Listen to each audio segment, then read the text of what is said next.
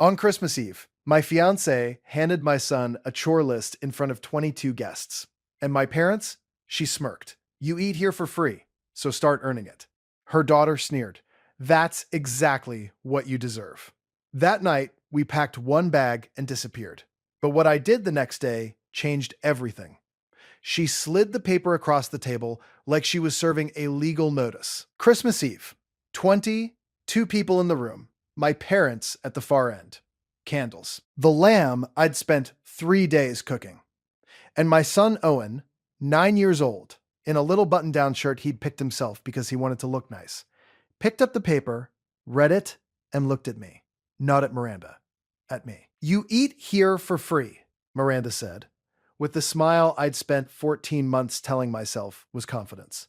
So start earning it. Her daughter Madison, 16, already a copy of her mother, looked at Owen and said, That's exactly what you deserve. Owen folded the paper in half, set it on his lap, and looked at me with a face I'll spend a long time trying to describe accurately. It wasn't hurt. It was something quieter and more final. The face of someone who has been watching the truth arrive from a long way off and has decided to stop pretending they don't see it. He's 9. He shouldn't have that face. I need to tell you what was on that list, because this isn't about one bad night. This is about 14 months, about a dog named Philippe, and about what my son understood long before I did. Let me go back to the beginning. My name is Matthias, 37. I live in Raleigh, North Carolina. I'm a journalist. Investigative features, local government. 11 years in. Single dad since Owen was 3. His mom is in Portland now. We co-parent the way divorced people do when they genuinely still respect each other. It works, but it costs something every time. Owen is everything. Specifically, he makes me pancakes on Sundays when he can tell the week was hard, without announcing it. Just puts the plate down. He reads my case files and gives feedback sharper than my editors sometimes. He argues like a tiny lawyer. It's been just the two of us for most of his life, and we built something real in that space. So when I met Miranda Carmichael at a work event, she was PR, I was press, technically adversaries, which was probably part of the appeal. I told myself on the very first date, Owen is the whole equation. He likes her, we move forward. He doesn't. We stop. Only variable that matters. I should have listened to myself more carefully. Miranda was 41, polished in the way certain women become polished after a hard divorce. Something burns away, and what's left is all surface and strategy. She had a daughter, Madison, 14 when we met, a condo in the nicer part of Raleigh, a career she was excellent at, and Philippe, 4th date, her condo.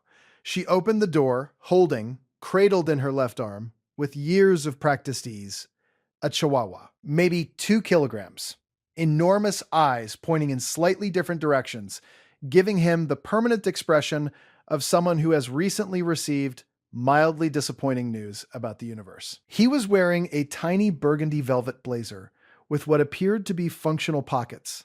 This, Miranda said, in the tone reserved for Renaissance paintings or very old wine, is Philippe. He's wearing a blazer, I said. He always dresses for dinner, she said, since he was a puppy. And I, 11 years of professional skepticism, said that's adorable, and completely meant it. Because in isolation, a small dog in a small blazer genuinely is adorable. I wasn't wrong about that. I was just missing all the context. I want to be clear. I love animals. I had a golden retriever named Captain for 12 years and cried at his death in a way not proportionate to what adults are supposed to do in public. Zero shame about that. I believe pets are real family members with real emotional lives. But what I walked into in Miranda's condo was not pet ownership. It was a constitutional monarchy with a schedule of state functions, a wardrobe department, a grooming minister, and a hierarchy in which every human present ranked below the crown. I was a visiting dignitary who had not yet been briefed on the court structure. We dated 5 months. By then, I knew Madison, 14 going on 43, with her mother's talent for making you feel insufficient without saying anything directly impolite. She decided Owen was a disappointment. Not dramatically, just consistently in the small daily ways that accumulate. Owen tried anyway, made her a playlist once. She said, "Some of these are kind of old," and went back to her phone. He didn't make another playlist. We got engaged in April. Saturday morning, back porch, coffee, no speech, just a ring and a question, and she said yes. I was genuinely happy. I thought I'd found something real. I moved into her condo in June because it was larger, rented out my house, packed Owen's room carefully. By Wednesday, I understood I'd miscalculated. Philippe, also known as Pip, baby boy, golden boy, my precious son, and most officially, child number one, ran this household. Not metaphorically, literally. His schedule was printed, laminated, and mounted on the refrigerator in a plastic sleeve next to our family calendar. His was bigger. He had a groomer, 47 minutes out on the I-40, who required 7 minutes before his arrival to set the energy of the space. He had a wardrobe, 4 categories, multiple subcategories, sorted by color family and occasion register, because those are not the same system. And confusing them was a meaningful error. He had a nail trimming protocol involving natural light, the bathroom floor, and a clockwise forehead scratch that I performed 41 times. 41. I kept count. I'm a journalist. I keep count of everything. And somewhere in October, Miranda began referring to Philippe in casual conversation as child number one. Not as a joke, as a title. Child number one needs his evening walk. Don't put your bag there. That's child number one's spot. Don't forget, child number one has grooming Thursday, 300 times between October and Christmas Eve. I counted that too. Owen heard every single one. He never said a word to me about it. Not once. He absorbed it in silence because he was trying to protect me from understanding something he'd already figured out on his own. He's 9. He shouldn't have to protect me, and I have to carry that. At every family dinner, the seating arrangement was Miranda, Philippe's cushion, Madison, then the rest of us wherever we fit. Owen sat at the far end, near the kitchen. Easier for refills, Miranda said once when I looked at it too long. He's 9 years old. He's not the sommelier. Christmas Eve, my parents up from Charlotte, David, 68, a man of 17 words per week placed with surgical precision, and Patricia, his wife of 41 years, who has never raised her voice at a family dinner in her life. Miranda's mother, Carlotta, 3 rings per hand, opinions about everything. 6 of Miranda's friends, 2 of Madison's, a cousin I'd met once. Work colleagues, 2 people. The table extended with 2 additional leaves. The lamb on it, I'd gotten up at 5 a.m. to get the timing right. Candles lit. Philippe at the head of the table on his cushion, in his velvet Christmas suit with gold buttons and a tiny Santa hat he wore with the dignified resignation of a monarch fulfilling a ceremonial obligation. A hand-lettered card in front of him on cream paper. Head of table, Philip Child, number 1. Owen at the far end. Near the kitchen. The dinner was fine. Not warm, fine. Wine moving. Miranda's friends paying their usual court to Philippe with the practiced compliance of people who have long since accepted a local governance structure. Then Owen asked for more potatoes. He asked Madison, who was nearest the bowl. She was on her phone. He said her name. She scrolled. Said it again. She didn't look up, so he reached across carefully and served himself. The movement startled Philippe. Philippe made a sound, and Miranda reached into the interior pocket of her blazer and placed a folded sheet of paper in front of Owen. Slid it. In front of 22 people. In front of my parents. In front of the lamb I'd gotten up at 5 a.m. for. You eat here for free, so start earning it. Madison looked at Owen. That's exactly what you deserve. I took the paper from Owen, typed, formatted, 2 fonts, body text in one, the special section in another, as if it required its own typographic gravity to carry its full weight. At the top, bold, centered, household contribution schedule. Owen, provisional household member. Provisional, she typed that word. Daily tasks. Make bed before 8 a.m., wipe bathroom counter after use. Set dinner table each evening, full setting for all household members, including Philippe's place. Ceramic bowl, not the backup bowl. Silver spoon, linen placemat. Clear and rinse dishes after meals. Sweep kitchen floor after dinner. Child number 1 daily duties. Refill Philippe's water bowl at 9 a.m. and 3 p.m. precisely. Not 8:50, not 3:15. 9 and 3. Philippe's internal schedule is calibrated to the light patterns in this apartment. He knows. Filtered water only. No ice. Wakely tasks. Vacuum living room. Philippe's cushion area requires hand attachment only. Do not bring the full vacuum within 18 inches of his spot in any direction. The vibration causes unnecessary stress. Assist with Philippe's weekly meal prep. Portion his food, warm to exactly 68 degrees Fahrenheit using the kitchen thermometer, third drawer behind the silicone spatulas. Serve in the ceramic bowl. Stir before serving. Monthly tasks. Accompany child number 1 to his grooming appointment with Chloe Ann. Ride in the back seat with Philippe to monitor his comfort during the drive. Bring the silver travel bowl, not the blue one. The blue bowl is associated with the veterinary visit of 22,001 and causes anxiety upon visual contact. Wait in the car with Philippe when Matthias speaks with Chloe Ann. Learn the post-groom settling routine from Matthias and eventually manage it independently. Then the special section. Different font. Its own header, your responsibilities to your brother. Philippe is not a pet. This is important and non-negotiable. Philippe is child number 1, a full family member with established seniority that predates your arrival and must be respected accordingly. As a newer and younger household member, you have specific responsibilities toward your older brother. 1. Wardrobe assistance. Philippe's wardrobe is organized in labeled storage bins. Warm neutrals left. Cool neutrals right. Brights center in Roy G. Biv order. Red, orange, yellow, green, blue, indigo, violet. Left to right. Do not mix linen with cotton even when colors coordinate. The textures are perceptible to Philippe, and mixing disrupts his comfort. Retrieve pieces without unfolding or reshaping them. 2. Nail care. Observation and eventual independence. Observe Matthias's nail trimming sessions until you can perform the task independently. Left paw first. Philippe is left dominant. 1 millimeter maximum per clip. Half a training treat between each nail. Clockwise forehead scratch with 3 middle fingers upon completion. Counterclockwise causes anxiety. Once Matthias confirms your readiness, this responsibility transfers to you. 3. Grooming support. On grooming days, sit with Philippe in the back seat. Keep him calm, wait with him in the car. Learn the post-groom settling routine from Matthias over the coming months, and manage it independently. 4. Wardrobe rotation. At each seasonal change, help transfer Philippe's wardrobe between bins. Resort carefully after laundering. Warm neutrals left, cool neutrals right. Brights in Roy G. Biv. Do not mix the formal neutrals with the casual brights, even if they appear similar.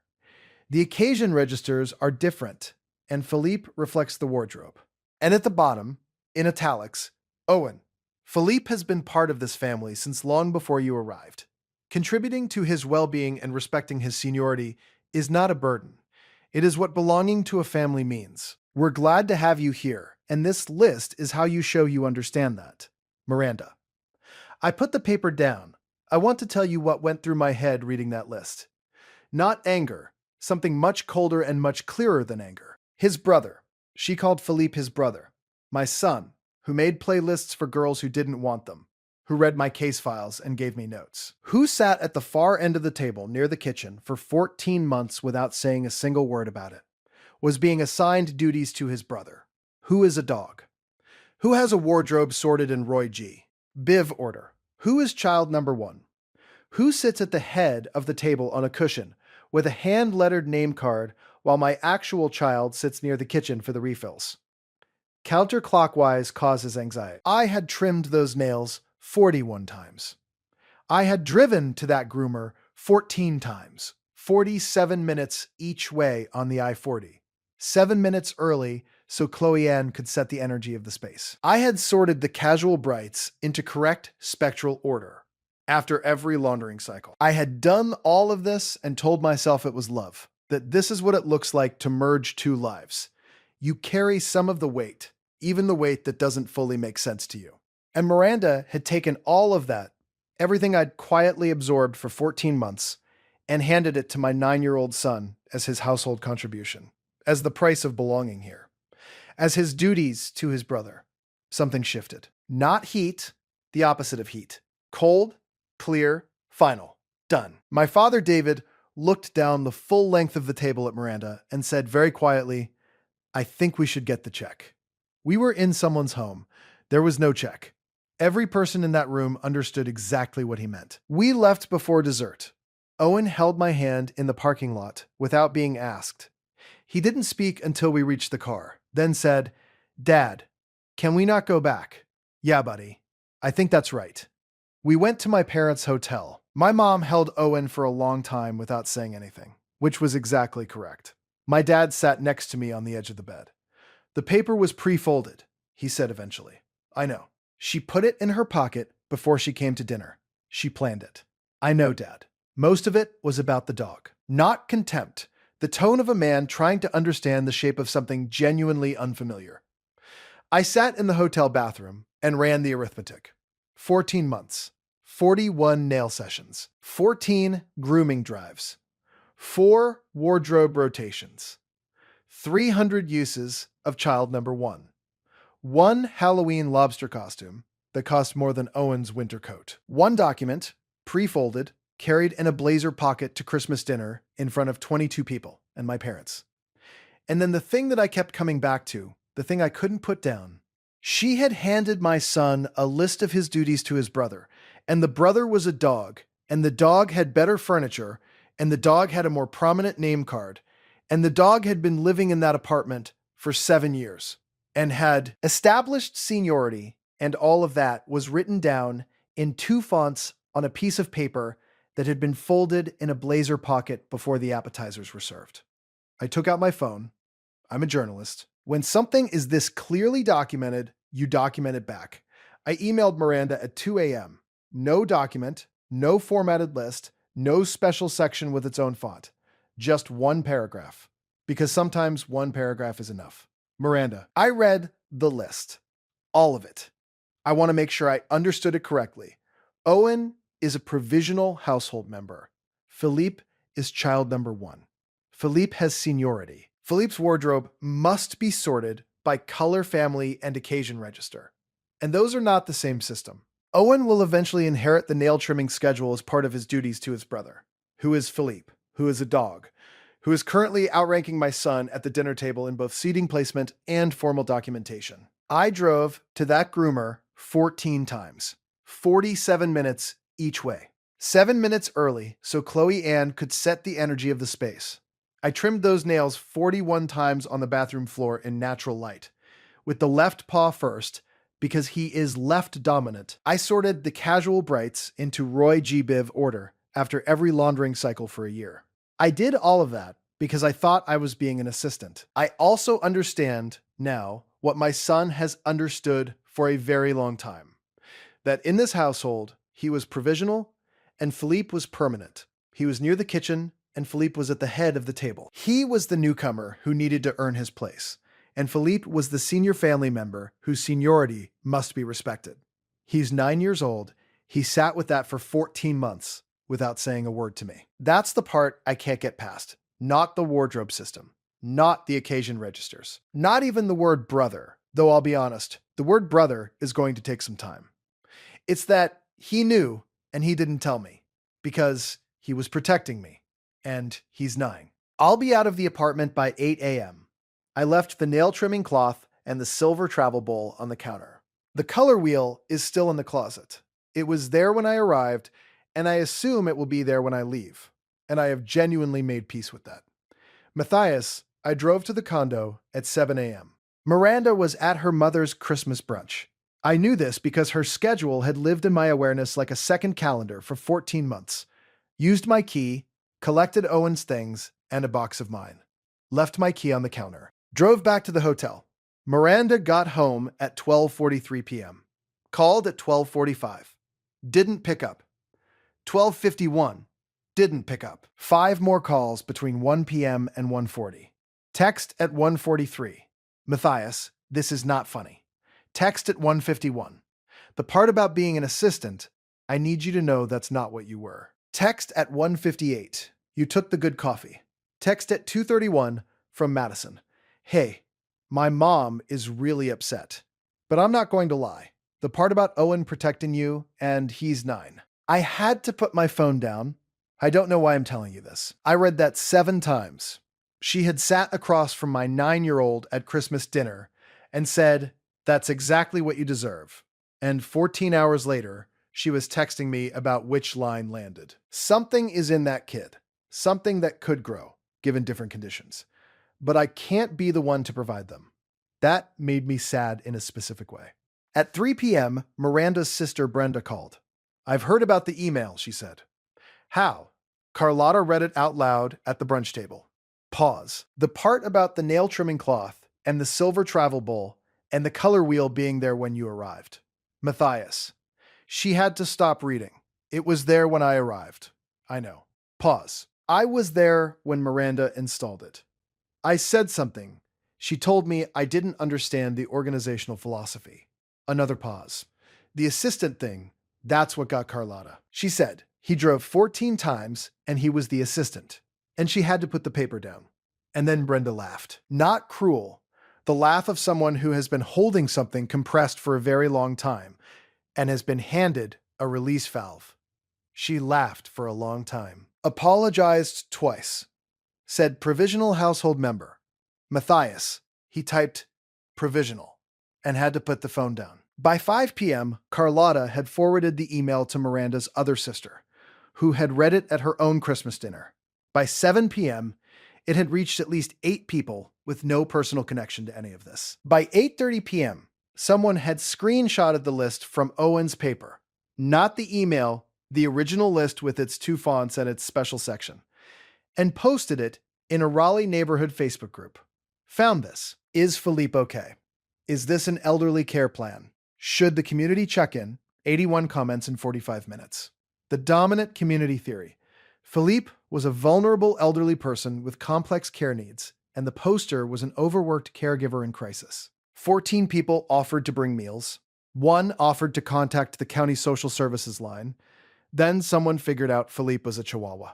The thread transformed completely. Within 20 minutes, it had become an open forum for everyone in Greater Raleigh who had ever loved someone whose pet outranked them in the household hierarchy. 63 stories shared. A woman named Deborah K. Rowley Mom posted about a hamster situation that I believe requires its own documentary. I won't tell it here because it isn't mine to tell, but I will say the hamster had an estate planning document. That is not a joke. That was her opening line. The thread ran 5 days. I did not plan any part of the Facebook component. At 9:17 p.m., Chloe Ann called. The groomer, 47 minutes on the I-40. 14 drives, she said. Not a question. In 14 months. Long silence. She always told me you were her assistant. I sat with that sentence for a moment. I always thought it was a bit formal, Chloe Ann said. Sending your assistant to a groomer. Never asked. Another pause. Your energy in my waiting room was always the best. Philippe actually settles when you're around. Stays wound up with most people. I've noticed he vibrates at a fairly consistent baseline, I said. He does, but less with you. That counts. One more pause. I'm sorry. You deserved better than assistant. I thanked her and hung up and looked at the hotel ceiling for a while. He settles when I'm around. Even Philippe, it turned out, was fine with me. He just had a more prominent position in the household, which, I was coming to understand, was not his fault either. Miranda called on December 26th. I picked up. We needed the real conversation. She'd processed. You could hear it. The specific calm that arrives after all the crying has cycled through and landed somewhere more honest. I read your email, she said, multiple times. Okay, the part about Owen protecting you. Long pause. Matthias. He's 9. I know he's 9. I didn't think about it that way, that he was sitting with all of it and not telling you, because she stopped. Because he was watching out for me, I said. Yeah, silence. Here's the thing I keep landing on, I said. That list was pre-folded. You wrote it before dinner. You printed it and folded it and put it in your blazer pocket before you sat down with 22 people. That's not a reaction to something Owen did. That's a plan. You planned to hand my son a document about his duties to his brother at Christmas dinner. She didn't answer. And the brother is Philippe, I said. Who has the head of the table? Who has the name card? Who has the wardrobe system and the grooming appointment and the established seniority? And my son is provisional. That's the word you used. Provisional. Long silence. When you moved in, she said finally, slowly, there was so much change. Philippe had been there 7 years. He was the one constant. I needed to protect his seniority, I said. She didn't answer. Miranda, that's the whole sentence. You needed to protect his position over my son. The silence after that was different from the others. The silence of someone hearing something true that they've been circling for a long time without ever landing directly on it. I didn't think it would feel that way, she said finally. I know you didn't, I said. And I meant it. I don't think you're cruel. I don't think you planned to hurt him. I think you built a system around Philippe that made complete sense from inside it. And I think the system just quietly put my son at the far end of the table near the kitchen and called it easier for refills. And neither of us said anything about it for 14 months. Quiet. I love you, she said. That's real. I know it's real, I said. But Miranda, I need someone who loves my son the way I love him. Not as provisional, not as the one near the kitchen, as the child, as the first priority. That's not a complicated requirement. That's just the minimum. Very long silence. Is he okay? She said finally. Owen? He's making a paper chain with my mom for the hotel window, I said, because it's the holidays and the room needed decorating. She made a sound that wasn't quite crying. Tell him I'm sorry, she said. About the list. I will, I said. And I did. My mother. Christmas morning. Owen's still asleep on the pullout. Patricia came and sat by the window and looked at me. September, she said. What? I knew in September. Owen's birthday dinner. Philippe had his own place setting. Owen was at the far end. She shook her head once. I should have said something then. I thought you needed to find it yourself. I was wrong to wait. Matthias. Full name. Severity register. She typed a document assigning your child responsibilities to a dog. Called the dog his brother.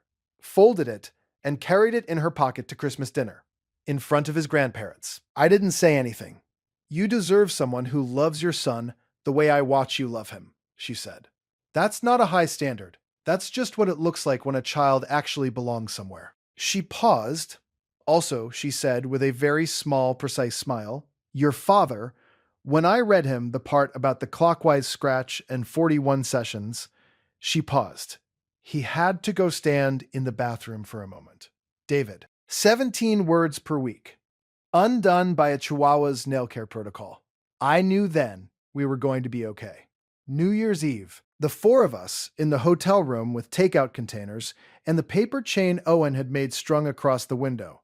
Owen looked up from his noodles. Completely unprompted.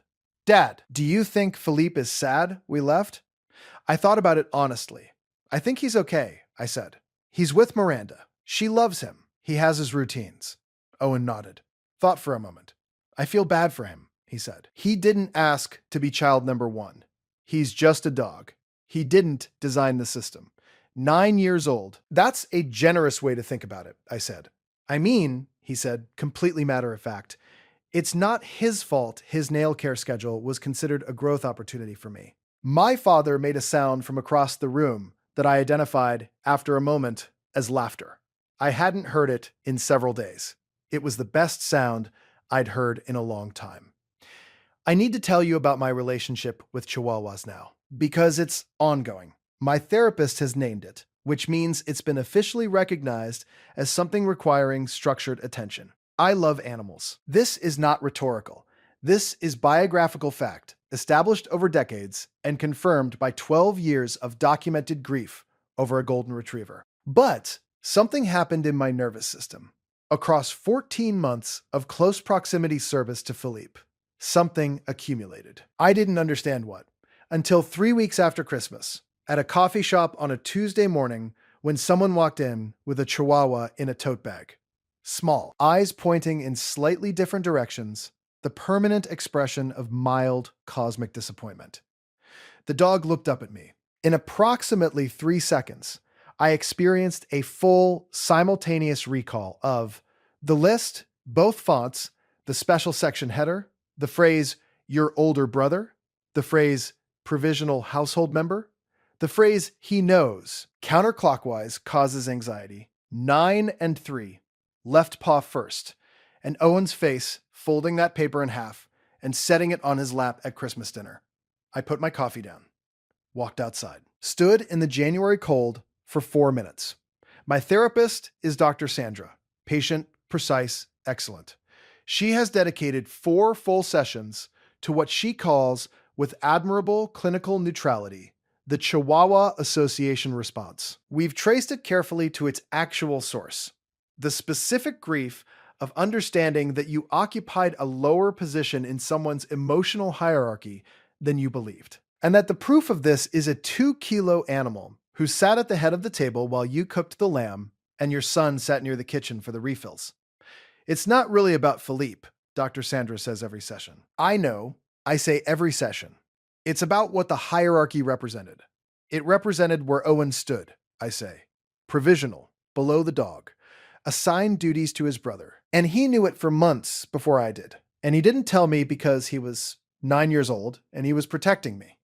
She found an app, gradual exposure. Generic small dogs first, then Chihuahua adjacent breeds, then full desensitization in manageable increments. I'm currently at level 3, Pomeranian with a confident posture in a domestic setting.